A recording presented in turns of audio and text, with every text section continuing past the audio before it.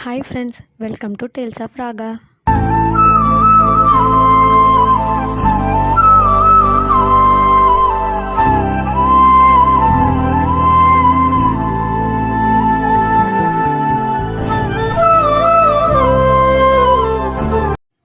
இன்றைக்கி நம்ம வீடியோவில் ராமேஸ்வரத்தோட பார்ட் 2 தான் நீங்கள் பார்க்க போகிறீங்க.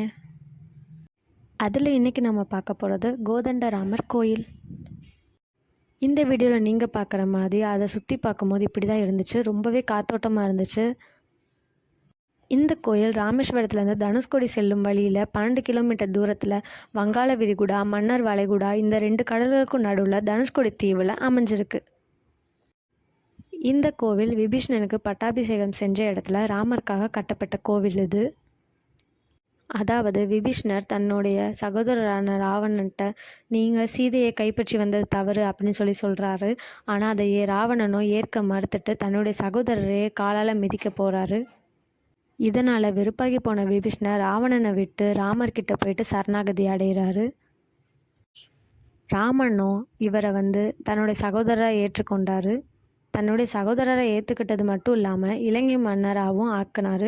அதான் இங்கே பட்டாபிஷேகம் நடத்தி வச்ச இடம் இது. இந்த கோயிலில் விபீஷ்ணர் ராமனை வணங்கியபடி அவருடைய சிலை அமைஞ்சிருக்கு.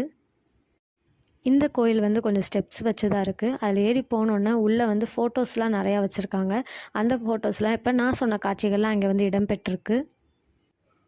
நாங்கள் போகும்போது அங்கே விபீஷ்ணர் பட்டாபிஷேகம் அலங்காரத்தில் இருந்தார். எப்பயுமே அந்த அலங்காரத்தில் தான் இருப்பாரா அப்படின்றது எனக்கு தெரியல. ஆனால் அன்னைக்கு இருந்தார். இந்த கோயிலில் ராமர், லக்ஷ்மணன், சீதை, அனுமன், விபீஷ்ணர் இந்த தெய்வங்கள்லாம் இங்கே இருக்கிறாங்க. மறுபடியும் நம்ம அடுத்த வீடியோவில் சந்திப்போம். பிடிச்சிருந்தால் லைக் பண்ணுங்கள், ஷேர் பண்ணுங்கள், சப்ஸ்கிரைப் பண்ணுங்கள். Tata, bye bye.